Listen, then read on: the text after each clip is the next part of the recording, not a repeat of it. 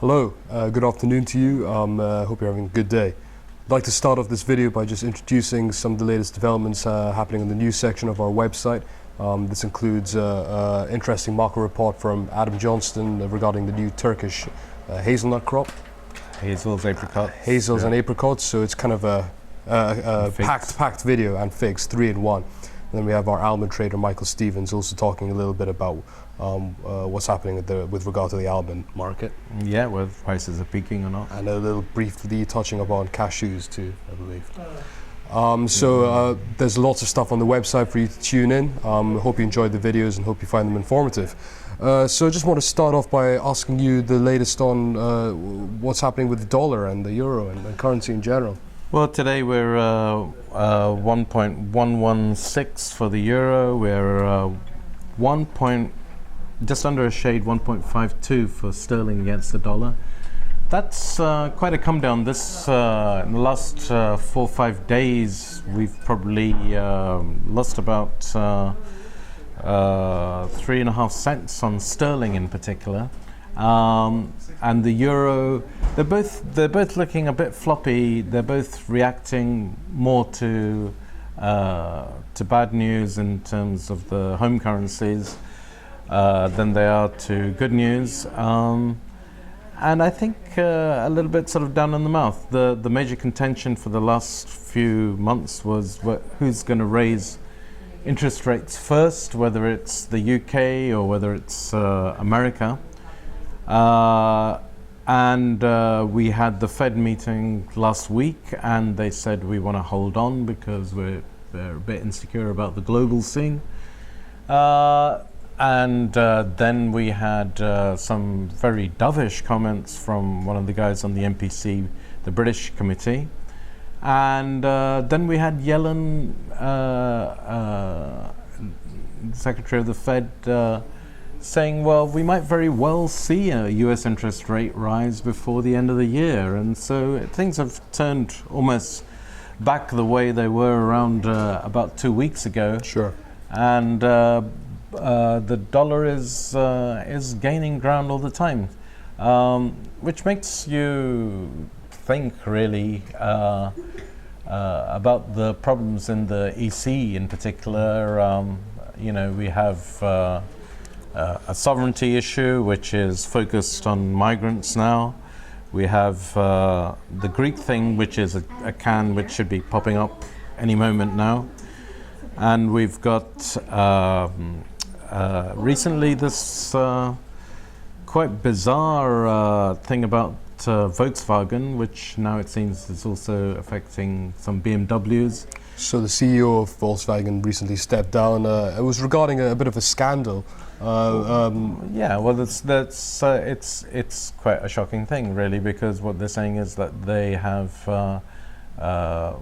sub-programs in the, I guess, fuel injection system, which detect when they're being inspected by the pattern of things, and then behave. The combustion in the car behaves in a different way.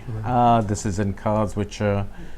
So you have a concerted attempt to fool the test, which is never so very cars good. are Germany's biggest exporter. That's right, and So Germany was the largest exporter in the world. So how will this affect the biggest economy in Europe? I'm not really sure how this is going to pan out in the end, because they're still the best cars and still the largest car maker. I just think it's a bit of a kick in the gut, and it takes trust with the consumer is something which takes decades to build up and can be lost in a day. It's crazy, isn't it? It's crazy how it can be lost so quickly. And papers, of course, love to print this stuff. Some people have got an axe to grind. The fact is, they're probably all at it. Right. But you mentioned the question of trust there. Do you think people? Will this really damage Volkswagen, or is it just a if I had a story in the media? Volkswagen car, I wouldn't be too bothered, because I've driven the thing.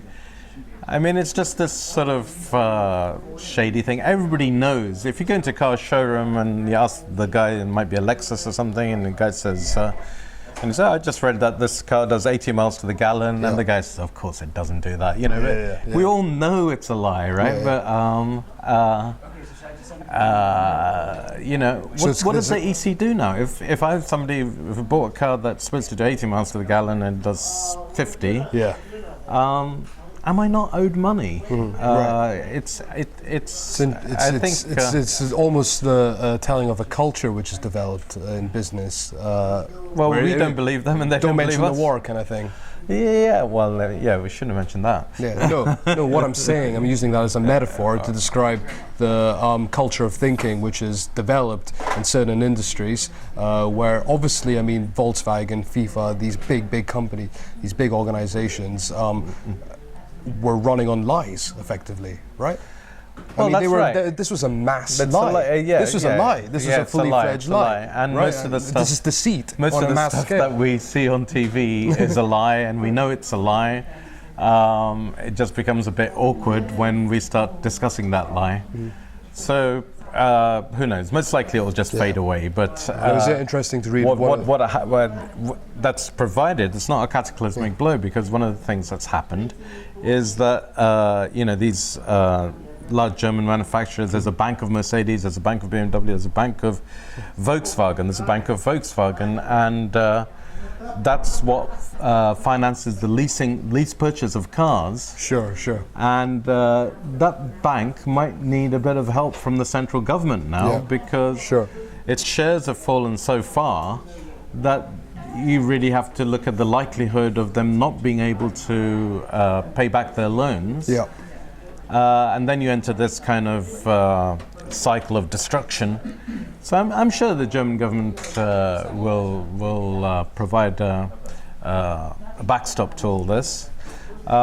It's just that we live in a very fragile world. So you know, I mean, I don't think this is incredibly fragile. I think this was a well thought out, executed lie. There's nothing fragile about that. That's about as concrete as you can get. I suppose it is. But and what was interesting reading the story on BBC, one of the top comments was, the CEO's only stepped down because he's sorry he was caught. And we'll leave you with that. Thank you very much.